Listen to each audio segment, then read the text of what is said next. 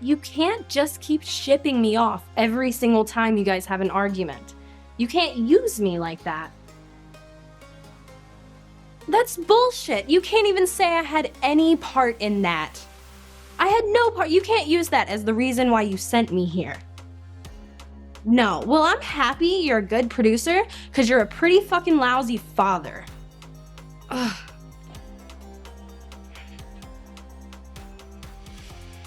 Why would you talk to your dad like that? I'm an asshole, huh? Is that all true? It sure seems that way. I mean, you'd think he's still in love with my mom the way that they go at each other. It's like they're around visibility, desire, power, and the fear of being seen. And it does so by situating queer awakening not in grand declarations, but in the uneasy space between denial and recognition, where language falters and emotional truth leaks out sideways.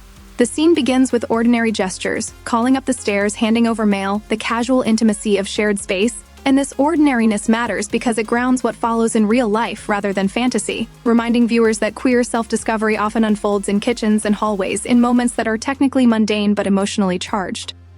Sydney's role in this opening beat is that of the observer who has learned to approach others indirectly, delivering mail rather than questions, offering congratulations rather than naming what the moment stirs in her. And when Carrie announces that she has landed a paid internship, the exchange briefly centers achievement and forward motion, positioning Carrie as someone who is moving outward into the world while Sydney remains rooted in the domestic and the internal. Carrie's attempt to downplay the internship by calling it her first job, and even pathetic, reads as performative humility, but it also reveals her complicated relationship to worth, a relationship shaped by rebellion and dismissal rather than overt self-doubt. And Sydney's response, supportive and encouraging, reflects a quiet caretaking impulse that many queer women recognize in themselves long before they recognize romantic feeling. This caretaking is not selfless but protective, a way of staying connected without risking exposure, and it mirrors how women are often socialized to express attachment through encouragement rather than desire.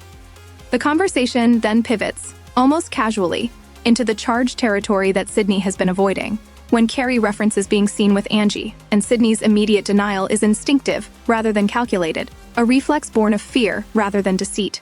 Her insistence that she did not see anything is less about factual accuracy and more about emotional self-preservation, because to admit seeing would be to admit watching, and to admit watching would be to admit interest, curiosity, and perhaps longing. Carrie's response, playful but pointed, refuses this erasure, calling Sydney out not harshly but insistently, and in doing so she names what has been unspoken between them, that Sydney's attention has weight, that her gaze matters. For queer audiences, this moment resonates as painfully familiar, recalling the first time another woman acknowledges not just your presence, but your attention, forcing you to confront the fact that desire is not invisible even when you wish it were. Carrie's teasing accusation that Sydney watched her romance. Someone is framed not as confrontation but as provocation, testing the boundaries of what can be said aloud, and Sydney's flustered response underscores how unprepared she is to occupy a position of being seen as someone who looks, wants, or notices. The language Carrie uses to describe the situation deliberately blurs lines between performance and authenticity, suggesting that being watched confers meaning, and this suggestion unsettles Sydney because it positions her not as a passive bystander, but as an active participant in an emotional exchange she has not consented to acknowledge. This dynamic reflects a broader queer experience, particularly for women, where attention itself can feel transgressive because women are often taught that to look is to overstep, to desire is to impose, and to want is to risk being judged. Carrie's admission that being watched made her feel something is not presented as a demand or an expectation, but as a disclosure. And this distinction is crucial because it reframes the interaction as mutual rather than predatory, even as it destabilizes Sydney's sense of control. The power in this moment does not lie in dominance, but in asymmetry of self-knowledge, with Carrie more comfortable naming reactions, and Sydney still struggling to find language that does not feel dangerous. Society's discomfort with women expressing love for each other is woven throughout this exchange, not through overt prohibition, but through the awkwardness that surrounds, even naming attention. The way Sydney feels compelled to deny seeing rather than explore what seeing meant to her. This discomfort persists because women's desire, especially when directed toward other women, challenges norms that position women as objects rather than subjects of looking, and the scene quietly subverts those norms by making Sydney's gaze central to the emotional stakes. Symbolically, Carrie occupies the role of the woman who has already crossed certain thresholds, who understands that visibility can be provocative and even empowering, while Sydney represents the woman who has learned to equate invisibility with safety, who fears that acknowledging desire will unravel the fragile equilibrium she has built. Their interaction mirrors real-world pressures on queer women to minimize their feelings, to frame attention as accident rather than intention, and to justify curiosity as anything but desire. The fact that this conversation unfolds in the aftermath of institutional failure, Sydney's experience with therapy and adult authority, adds another layer, positioning Carrie not as an authority figure but as a peer who nonetheless holds emotional leverage simply by being more at ease with ambiguity. Unlike the therapist who attempted to define Sydney's feelings for her, Carrie does not diagnose or prescribe. She simply names her own reaction and leaves space for Sydney to respond or retreat, and this difference highlights how care can exist without control. For women broadly, the scene speaks to the vulnerability of being seen before you are ready to be known, and the tension between wanting recognition and fearing its consequences. Many women, queer or not, recognize the impulse to deny attention, to downplay observation, because acknowledging it risks revealing need, attraction, or investment that might not be reciprocated.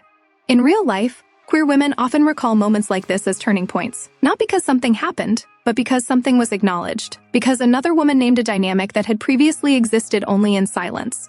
The scene challenges the idea that queer awakening must be dramatic or overt, showing instead how it often arrives through conversation that feels slightly off balance, through jokes that land too close to the truth, through the sudden realization that your presence has impact.